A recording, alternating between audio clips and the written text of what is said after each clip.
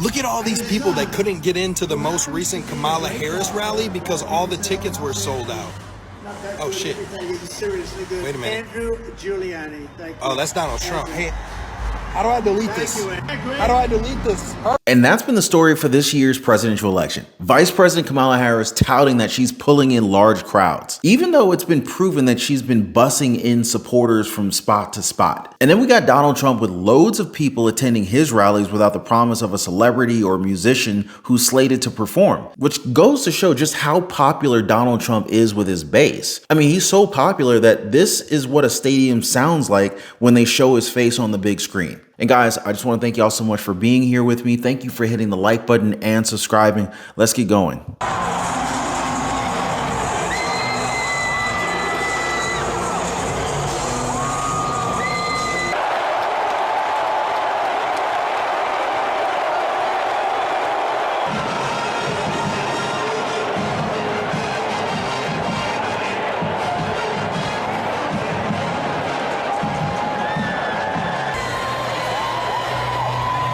And as you guys heard, the people there went nuts for him. And they obviously were not shouting for Kid Rock, who was right beside him. It's also important to note what was being shouted as Donald Trump was shown to the crowd.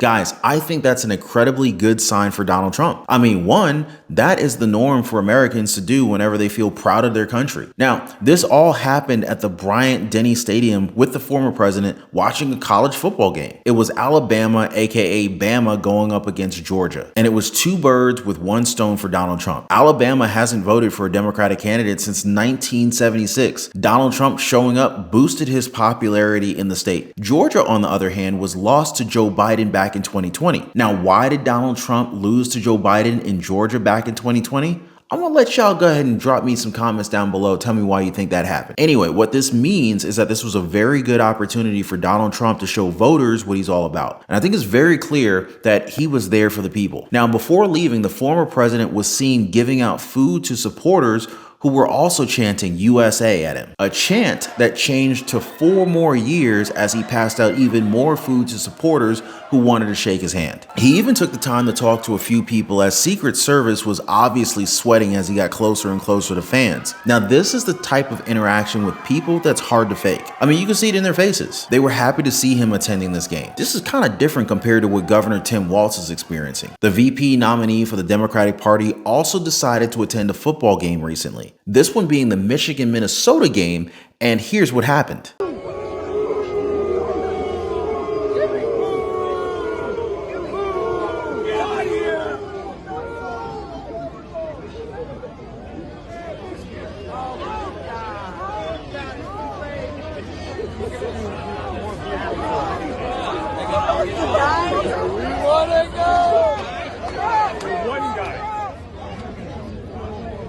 It's said that chants of Tampon Tim even broke out from the crowd as they're pissed off about his appearance.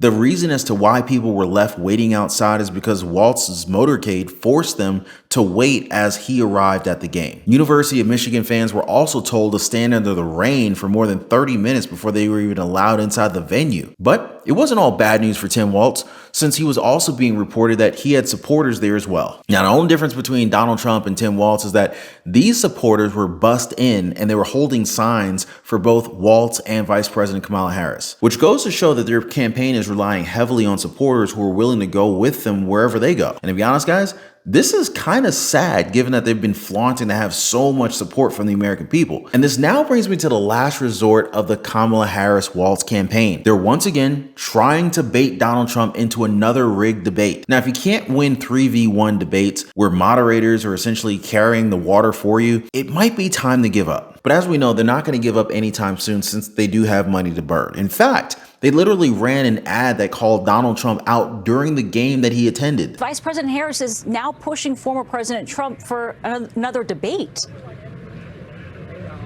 Yeah, good evening to you, Nancy. Former President Trump is attending an SEC rematch tonight between Alabama and Georgia, but the Harris campaign is challenging the former president to a debate rematch with a new ad and a banner that's set to air above the stadium here, claiming that he's punting on a second debate.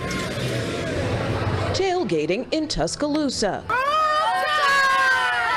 Football faithful sported Alabama crimson and Georgia bulldog red, ready for the primetime game and former President Donald Trump. I think he's great. I think he's fantastic. I think the country needs him. It's a good thing. I just hope he's safe. But the former president was also greeted by this new ad from Vice President Kamala Harris. Champions know it's anytime, any place. But losers, they whine and waffle. Egging Trump on for another debate. If you got something to say it to my face. The former president in Wisconsin earlier ignored the latest challenge, but continued to hammer Harris on immigration after her trip to the southern border in Arizona Friday. Kamala Harris can never be forgiven for her erasing our border, and she must never be allowed to become president of the United States. The Harris campaign initially wanted to hire a plane with a banner that would fly over the Bryant-Denny Stadium. It was set to have the message, Trump's punting on second debate, a clear pun on Donald Trump giving up, according to Kamala Harris. Now, what's really funny is that it was actually them that had to punt the idea because poor weather conditions within the area forced them to cancel. How's that for irony? So at this point, I think it's pretty clear that Kamala Harris and her campaign is way behind Donald Trump, especially since she's obviously begging for a rematch as their internal polls show Donald Trump winning by a landslide coming this November. Because why else would they want another debate? They've instructed mainstream media to crown her as the winner, even though you and I and most Americans actually have a mind of our own. We saw the debate completely differently. We saw a debate that was rigged very heavily for Kamala Harris. And even then, she couldn't finish the job. She didn't get the viral moment where she interrupts Donald Trump speaking off to the side. In fact, she's the one who Donald Trump silenced while she was reacting to his statements. And here's one of the most viral clips from that debate. We don't have to talk about that. Fracking, she's been against it for 12 years. Defund the police, she's been against that forever. She gave all that stuff up very wrongly, very horribly, and everybody's laughing at it, okay? They're all laughing at it. She gave up at least 12 and probably 14 or 15 different policies. Like, she was big on defund the police. In Minnesota, she went out, wait a minute, I'm talking now, if you don't mind, please. Does that sound familiar? She went out in Minnesota and wanted to let criminals that killed people, that burned down Minneapolis, she went out and raised money to get them out of jail. And isn't it amazing that Kamala's mic wasn't muted completely there? I guess this is part of the perks of being in a news station that grovels at your feet. And of course, your best friend / sorority sisters is one of the moderators. Now, of course, there are talks that Donald Trump is allegedly thinking about another debate. But at this point, many analysts believe that it would be a waste of his time, especially as the VP won't agree to any other station other than those that are left-leaning. So I worked in the IT field for years, and luckily, I happen to work for a company where we do business with a lot of different vendors. And one of these vendors used to take us out to lunch on a very regular basis. Let's just say like maybe once a month, once every 2 months. But when I say they would take us out to lunch, they would take us out to lunch. I'm talking about they would take us to some of these really fancy restaurants that I would only hear about or I drive past them. But they were very expensive places. And I'll be honest with you guys, I just wasn't in a position where I was willing to pay that kind of money for food.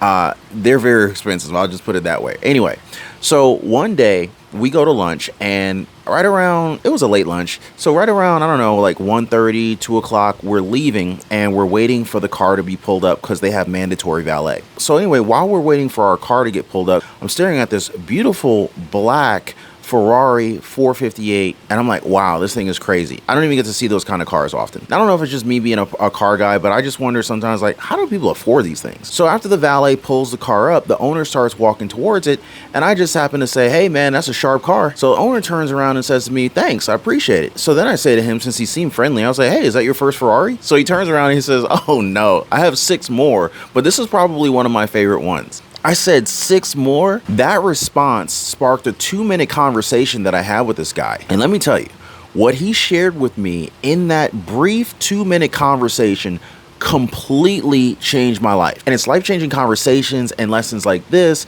that I decided to share right inside of our Liberty Pursuit network. And to be honest with you, it really wasn't even so much the car that he was driving. It just made me think to myself, like, how does this guy just have the freedom to be able to live his life the way he did? Nice car, hanging out at a fancy restaurant in the middle of the afternoon. It really made me wonder, how do you do that? Anyway, when I was living paycheck to paycheck, I wish that I knew people like this that would kind of like let me know the inside scoop. So anyway, if you want to join like-minded people just like us, join us over in the Liberty Pursuit Network. I left a link for you guys in the description down below this video. The U.S. is funding the Ukraine government at $1 billion per month to keep it running and funding most of the war by providing weapons, ammo, and equipment. The U.S. should be negotiating peace, not fueling war.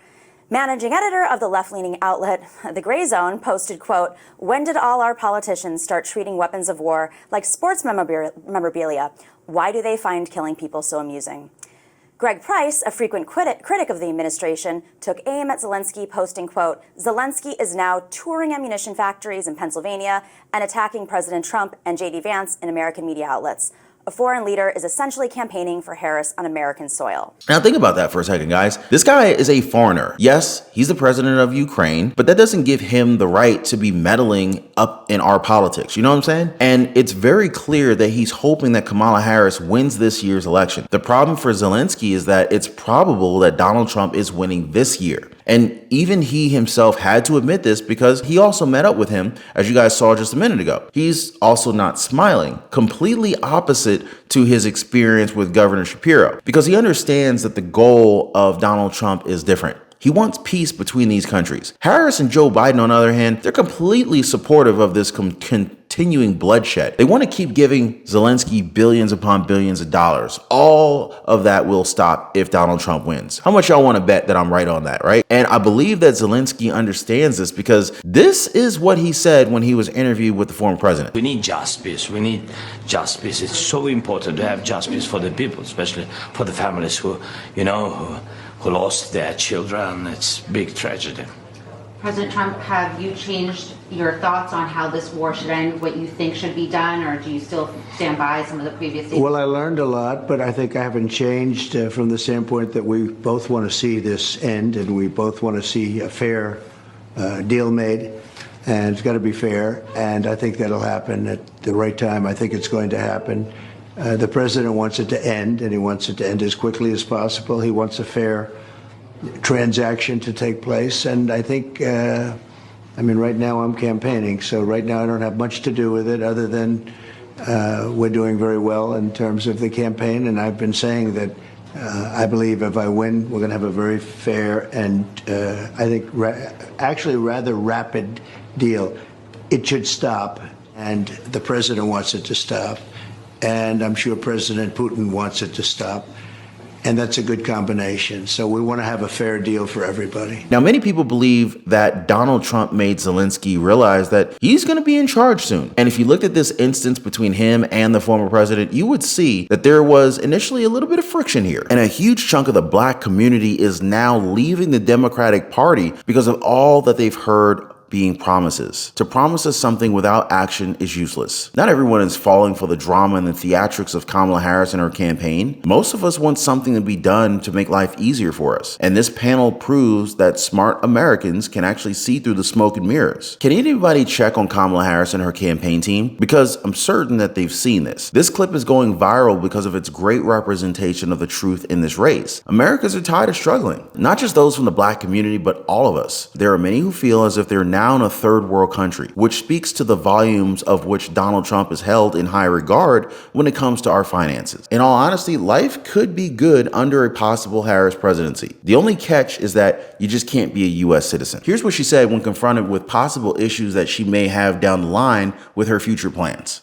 And expanding that child tax credit, or you mentioned housing before, giving that extra money for a first home. If you can't raise corporate taxes, or if GOP takes control of the Senate, where do you get the money to do that? Do you still go forward with those plans and borrow? Well, but we're going to have to raise corporate taxes, and we're going to have to make sure that the biggest corporations and billionaires pay their fair share. That's just it. It's about paying their fair share. And to Rule's credit, she talked about Kamala Harris and her answer to this question. I guess they're at a point where not saying anything about it would kind of make it look like they're incompetent journalists. I do, but here's what's a little tricky. She doesn't answer the question around if the GOP is controlling the Senate, if she can't raise corporate taxes, where is she going to get the money from, to expand the child tax credit and do all the things she wants to do? And she says, we just have to do it. And that's great, and that's a campaign promise. But the issue is, if it means we're just going to borrow again, then what we're doing is we're just never addressing the deficit. And back in the days when you were a proud Republican, debts and deficits mattered. Now, this is MSNBC, folks, a news outlet that's absolutely adoring Kamala Harris. And even they cannot cover up the fact that Kamala Harris is coming into this thing without a plan. She has the correct concept of a plan, but when faced with a real world adversity, she got nothing. All she says is that we have to make it happen. Does this include our taxes as well? If she can't raise taxes on these corporations, would she then turn to us for this money that she wants to kind of throw around? And again, to MSNBC's credit, they didn't let Kamala Harris just lie her way through this entire interview. We're all aware our finances were better off under Donald Trump, but this administration wants us to believe that we were in the Great Depression under former President Donald Trump. You've just laid out a big plan, but still, polling shows that most likely voters still think Donald Trump is better to handle the economy. Why do you think that is? Well, here's what I know in terms of the facts. Donald Trump left us with the worst economy since the Great Depression when you look at, for example, the employment numbers. It was during COVID, and employment was so high because we shut down the government, we shut down the country. Even before the pandemic, he lost manufacturing jobs by most people's estimates, at least 200,000. He lost manufacturing plants, ask the auto workers. Does Kamala Harris's team just sleep all day or something? Because this can easily be confirmed. Now, to really understand what Kamala Harris is trying to hide by evading all these hard questions, we need to just kind of like look at who she is exactly. An undeniable part of what some would argue is the worst administration in U.S. history. Because see, guys, despite what the propaganda media would have you believe, it's the economy that is preventing Vice President Kamala Harris from breaking through with the American people. So no matter how much puffed positive coverage the media gives her, she just can't seem to establish a clear lead. Why? Well, one made up word: Bidenomics. More precisely, it's the impact on the economy for which Kamala Harris is partly responsible. I mean, you guys saw the clips. On the rare occasion where Kamala Harris actually allows someone from the press to publicly ask her about the economy, she gives the strangest answers. You could even call it weird if you want. During the ABC News presidential debate, David Muir asked her, when it comes to the economy, do you believe Americans are better off than they were 4 years ago? And guess what? Kamala Harris said that she was raised as a middle-class kid and gave a clumsy biographical answer which included zero policy. A few days later, during her only interview since the debate, her response to a question from anchor Brian Taff about her specific plans for the economy, it was better memorized but equally unresponsive. And yes, it was still about growing up as a middle-class kid, that she grew up in a neighborhood of folks who were very proud of their lawn. Y'all remember that line, right? Because what else would she talk about? Bidenomics? For nearly 4 years, she and Joe Biden have been claiming that Bidenomics would bring down the cost of living, invest in infrastructure, empower families, and make life better for all Americans. Well, here we are 4 years later, and it just simply hasn't happened. And hey, that's not going to stop her from making the same claims about her mystery plan on the campaign trail. Don't believe me? Just look at the numbers. Rasmussen reports found that only 20% of Americans wanted policies in general to stay the same. Nearly 3 out of 4, or 73%, do want things to change. Only 23% said economic conditions were improving. By contrast, 52% said that things were getting worse. In parallel, Scott Rasmussen, a separate polling outfit, reported that only 26% of Americans thought that the economy was excellent or good. Now, a full 74% rated the economy poor. Do I even have to say it? If you are the candidate of the incumbent White House party and only a quarter of Americans think that the economy is good or improving, well, you have a huge problem. Now, switching gears here just for a second, I need you guys to check out some breaking news that's coming out of Georgia. Now, guys, I did a previous live stream where I covered what some are calling to be an attack on U.S. soil. It's getting crazy out here, guys. Please continue to keep yourselves informed and safe. As always, appreciate you guys being here. Thank you for hitting the like button and subscribing and sharing these videos. I'll see y'all next time.